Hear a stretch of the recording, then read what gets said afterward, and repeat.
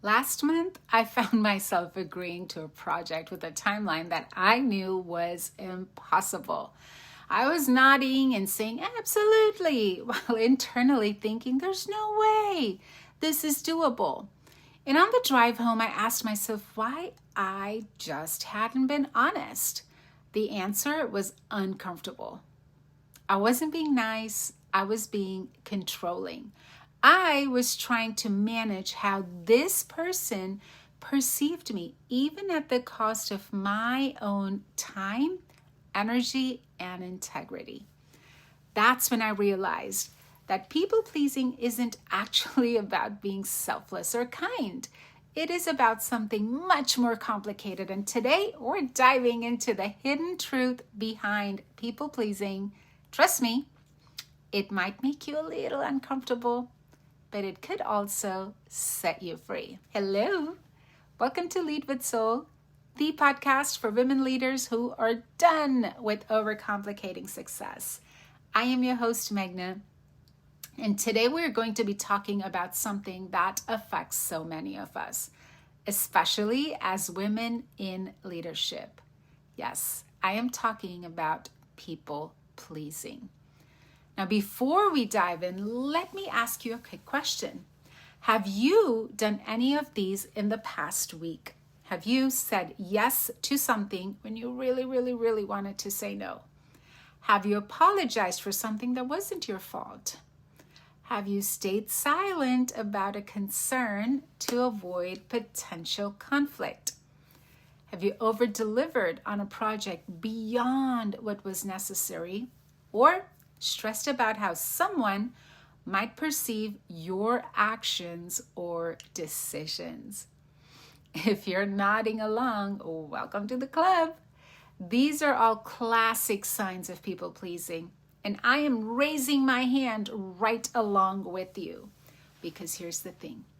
People pleasing is especially common among women leaders. We are socialized from an early age to be accommodating, to keep the peace, and to put others' needs before our own.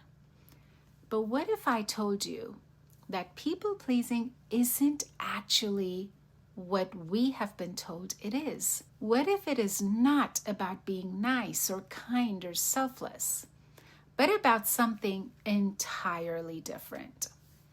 That's what we're exploring today.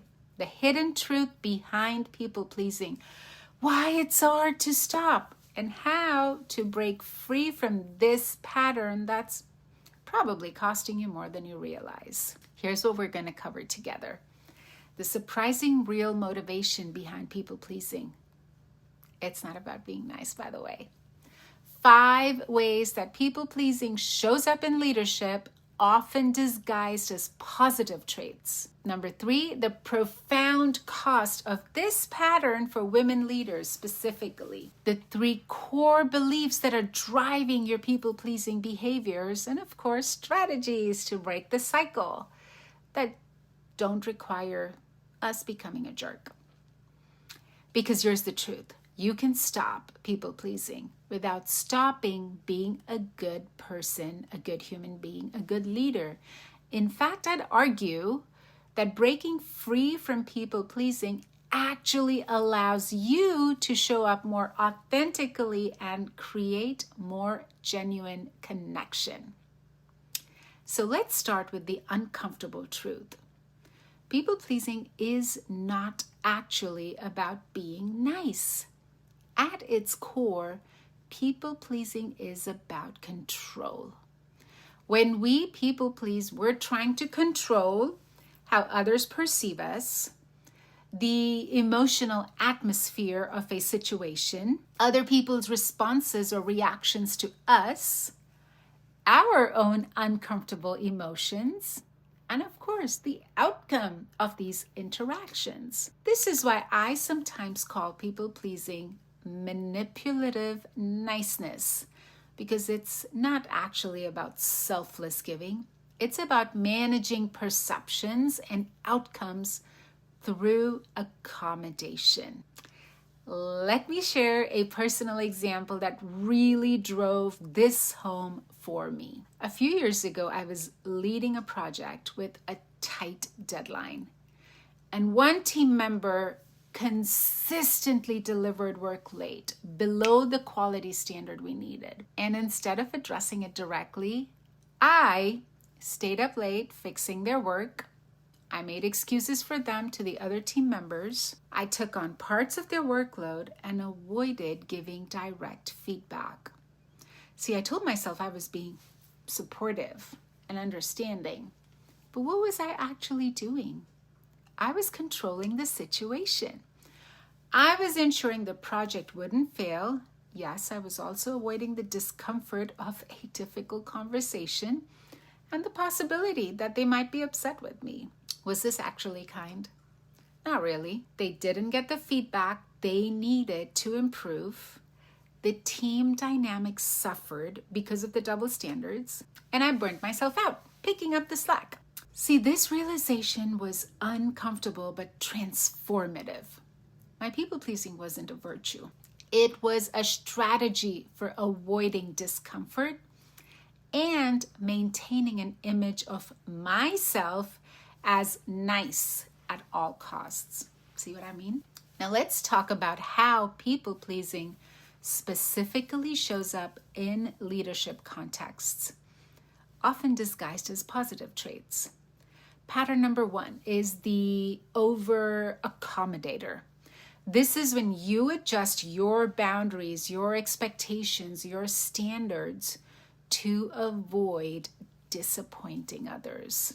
What could this look like? It could be you're accepting meeting times that disrupt your own workflow, taking on additional projects when you are already at capacity, lowering your expectations for performance to avoid having difficult conversations, accommodating last-minute requests, regardless of the impact on your schedule. I had a client who was known as a flexible leader by her executive team. Sounds positive, right? In reality, her calendar was a disaster. The team never knew which priorities were actual priorities, and she was constantly exhausted because she just said yes to everything. Pattern number 2 is the chronic apologizer. This is when you habitually take responsibility or apologize for things that they're not even your fault. And it sounds like, oh, I'm sorry to bother you, but before asking for something completely reasonable. It could also sound like, oh, I'm sorry this is taking so long, when the timeline is fine. I apologize for the confusion, when it's not you, it's somebody else that created that confusion. Oh, I'm sorry. As an automatic response to any friction. Research shows that women apologize significantly more than men, and often for things that don't even warrant an apology. This reflexive apologizing undermines your authority, and it reinforces the idea that your needs, your time, and your perspective are impositions. Pattern number 3 is the conflict avoider. This is when you go to great lengths to prevent or diffuse potential conflict, even conflict that might be productive.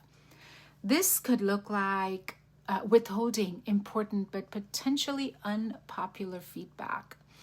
It could look like softening your message to the point where it loses its impact. If you are triangulating, which means talking to others about an issue rather than just addressing it directly. Making decisions based on what will cause the least amount of friction rather than what's right. The irony is that avoiding necessary conflict often leads to bigger problems down the road.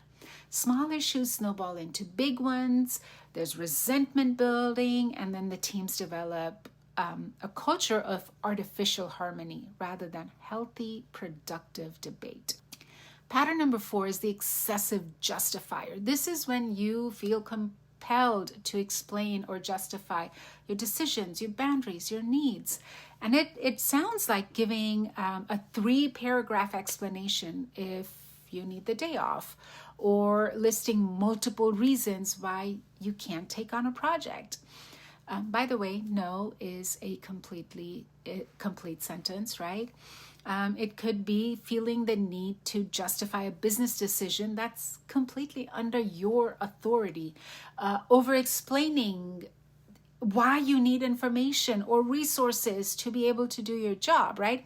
The understanding belief here is that your decisions aren't valid on their own. They need to be justified to be acceptable. What this does is it not only undermines your authority, but it trains others to expect that justification from you. Pattern number 5 is the chameleon communicator. This is when you significantly alter your communication style, your opinions, your values, depending on who you're talking to. It looks like agreeing with opposing viewpoints from different people, mirroring others' communication styles to an extreme degree. It could mean holding back your own authentic perspective to match what's in the room, or presenting different versions of yourself in different contexts. Now, while some adaptation is normal and it's even helpful, chameleon communication often means that you are prioritizing acceptance over authority. And the result, people don't actually know the real you. And then you are exhausting yourself trying to keep track of who am I even supposed to be. Let's talk about the cost, the profound cost of people pleasing, particularly for women in leadership. See, the professional cost is you're passed over for opportunities because you don't advocate for yourself. Your time is constantly hijacked by other people's priorities. Your contributions may be overlooked or undervalued because you yourself minimize them. You create confusion about which of your standards actually matter. And you're also inadvertently training others to expect accommodation from you. On the personal front, this could look like chronic stress from trying to manage other people's perceptions, right? Resentment, it eventually damages relationships. Disconnection from your own needs. Exhaustion from constantly monitoring and adjusting your behavior. Lack of respect from yourself and from others. Let me share something really vulnerable here. My people-pleasing tendencies nearly destroyed my business in its early years. I was saying yes to every client request. I was working ridiculous hours to over-deliver. I accepted payment terms that didn't work for my cash flow, and I avoided any conversation that I thought would create tension. I was the nicest coach, mentor around. I was miserable. I was on the verge of burnout. And then the turning point came when my husband actually asked me this simple question. He said, "Who are you actually serving with this behavior?" And the uncomfortable answer was no one. My clients weren't getting my best work because I was spread too thin. My family wasn't getting my presence because I was constantly working. And I wasn't even serving myself because I was building something unsustainable. So why is this pattern hard to break? See, it's because people-pleasing, it's not just a behavior. It is rooted in core beliefs about ourselves and the world, right? Let's explore the 3 most common beliefs that drive people-pleasing. Belief number 1 is that my worth is determined by others and their approval. This is the fundamental belief underlying most people-pleasing behaviors. The idea that you are only as valuable as others' opinion of you. I noticed this belief showing up for me when I check my phone first thing in the morning, even before I've fully woken up, to see if someone has responded to the email or the message that I sent them, as if their response somehow determines my value for the day. Like what? See, the truth is your worth is inherent. It exists independent of anyone's opinion or approval. And this isn't just a nice sentiment. It's a really one that once you embrace it, it changes how you move through the world. Belief number 2 is that conflict means that something is wrong. And so many of us were raised to believe that harmony is the natural state of healthy relationships, and conflict means there's a problem. This belief shows up, believe it or not, as physical anxiety when voices are raised, interpreting disagreement as personal rejection, feeling responsible for resolving others' conflicts, and believing that good relationships don't include friction. The reality is that conflict is a natural part of human interaction, especially in contexts where innovation, growth, and honest communication are valued. Healthy conflict can actually strengthen relationships, and it can lead to better outcomes. Belief number 3, others' needs matter more than mine. This belief, unfortunately, is particularly common among women who are so often socialized to be caretakers and to put others first. And I've seen this manifest as when we're consistently prioritizing others' requests over your own needs. If you feel guilty when you do something for yourself, if you have difficulty articulating what it is that you want or need, pride in your ability to handle everything without support. The truth is, your needs matter. Not more than others, but definitely not less than others either. And when you chronically neglect your own needs, you're not showing up as your best self for anyone else either. So what are some of the practical strategies we can implement to break this people-pleasing cycle? Because awareness is just the first step. You need concrete approaches to change these patterns. Strategy number 1, the pause practice. Most people-pleasing behaviors happen automatically, in the moment. The pause practice inserts a crucial space between the trigger and the response. So when you feel the urge to automatically say yes, to apologize or accommodate, take a breath, like a physical breath. Say, let me check my schedule, or think about that, or get back to you.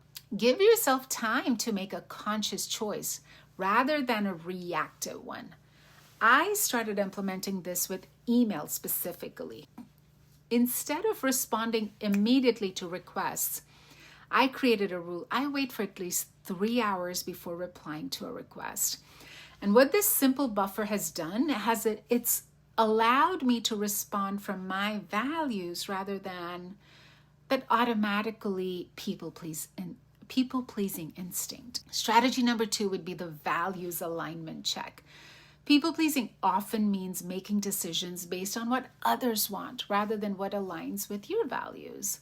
So try this approach. Identify your top 5 core values, what it is that matters to you. Before making a decision, ask, does this align with my values? If yes, proceed with confidence.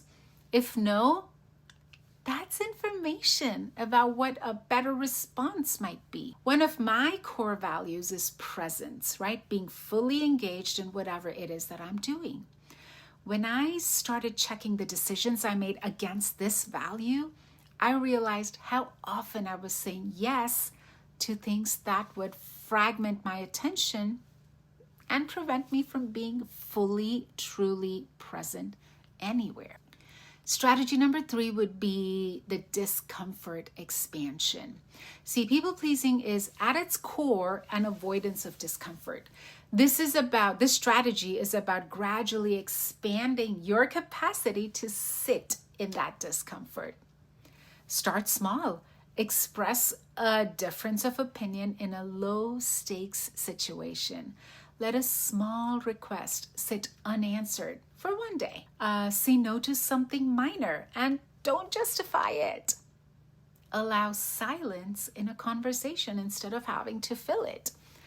With practice, these small moments of discomfort become less threatening, and your capacity for healthy boundaries expands. A reality check. super, super important because people pleasing often involves catastrophizing what will happen if you don't accommodate others. This strategy challenges those assumptions. So ask yourself, what is the worst, the absolute worst that could realistically happen if I say no? What's the evidence that this outcome is likely? How have people actually responded when I've set boundaries in the past? Or what would I tell a friend in this situation, right? I'm always telling my girls, like, if this were your sister doing this or asking about this, what would you say to her? Personally, I started keeping a boundary journal where I documented what actually happened when I set a boundary versus making up the scenario in my head, what I feared would happen. And the gap between my fears and the reality was eye-opening. The next strategy would be to do what I call the permission slip. And what this does is it acknowledges that changing our people-pleasing patterns often requires giving yourself explicit permission to do things differently. Create specific permission statements for yourself.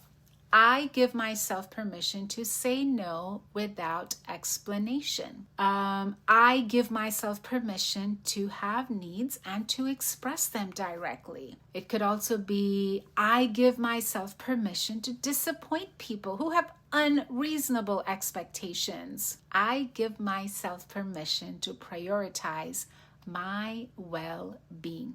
I literally wrote these on sticky notes and put them on my desk. I put them in my planner. I put them on my bathroom mirror. These serve as constant reminders that I'm allowed to shift and break these patterns. Let me share how these strategies played out with a doctor that I work.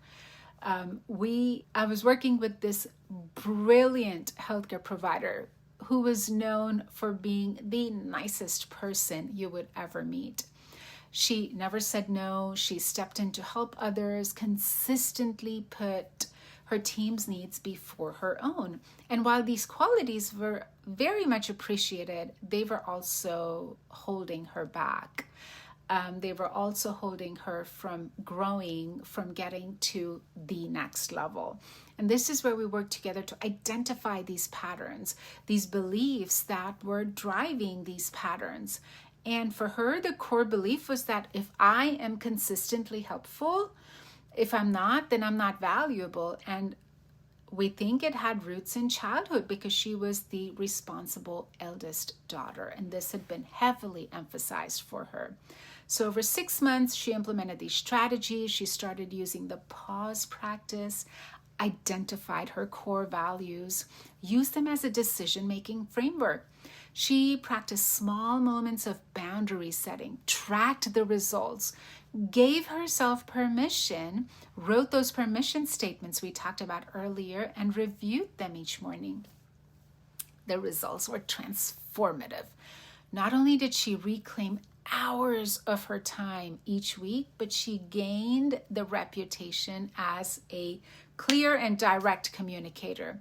The team actually became more independent because she wasn't always swooping in to solve their problems. And more significantly, she was able to grow massively, productively, professionally, as well as personally.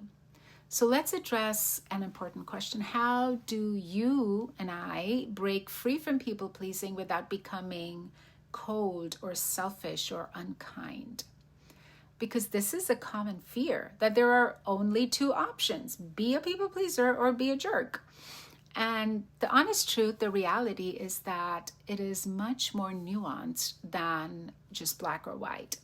See, authentic communication actually requires boundaries. When you're constantly people pleasing, people aren't connecting with the real you. They are connecting with a curated version of you who is designed to gain their approval. True kindness comes from a place of choice, does not come from obligation or fear. So when you stop people pleasing, you don't stop being kind, you just Start being kind for the right reasons. And here's how this balance has played out in my own journey. When I first started setting boundaries, I was worried that I would damage relationships, right? And what actually happened was quite different. The relationships that were solely based on my accommodation, they naturally faded away, which ultimately was a good thing, while my true connections became deeper and stronger and much more authentic. I found that I could still be generous, but from a place of genuine desire rather than fear or obligation. I could still be kind, but without sacrificing my own well-being. And most surprisingly, I discovered that my clearer boundaries actually made me more trustworthy in other people's eyes, not less. And I've seen similar transformations with clients. One woman was known as the office mom, right? Always bringing treats, organizing celebrations, taking care of everybody's emotional needs. And she worried that setting boundaries would mean losing that identity. What she discovered was that she could still be caring while being more discerning about where and how she extended that care. The result? Her genuine caring nature actually shone through much more clearly once it wasn't clouded by her people-pleasing behaviors.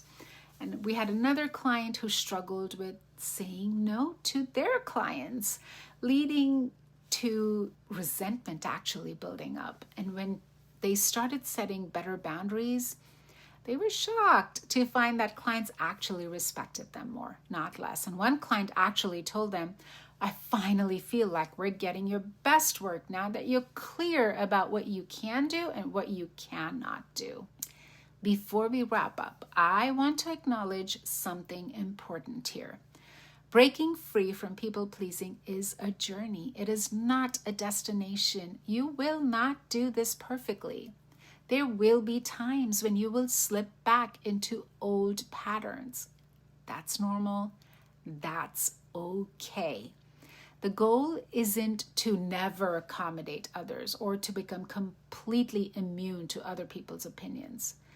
The goal is to make conscious choices about when and how you extend yourself, rather than operating on automatic people-pleasing mode. This week, I want you to identify your top 3 people-pleasing patterns from the 5 that we discussed earlier.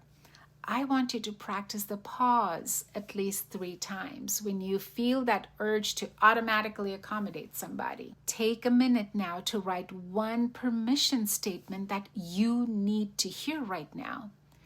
And notice what comes up when you consider setting a boundary. What fears or beliefs emerge? Thank you for joining me for today's episode of Lead with Soul. If you are listening to this while simultaneously worrying about what someone will think if you don't respond to their email immediately, first of all, I see you. Second of all, maybe this is the perfect moment to practice the pause. Come find me on Instagram at Meghna_Dasani, where you and I can continue this conversation about the hidden truth about people pleasing. I would love to hear what strategy resonates with you most, or what beliefs you have discovered are driving your own people-pleasing patterns. Next week, I want to see you back. Until then, remember, you are allowed to prioritize yourself without apology or explanation. That's not selfish. It is sustainable.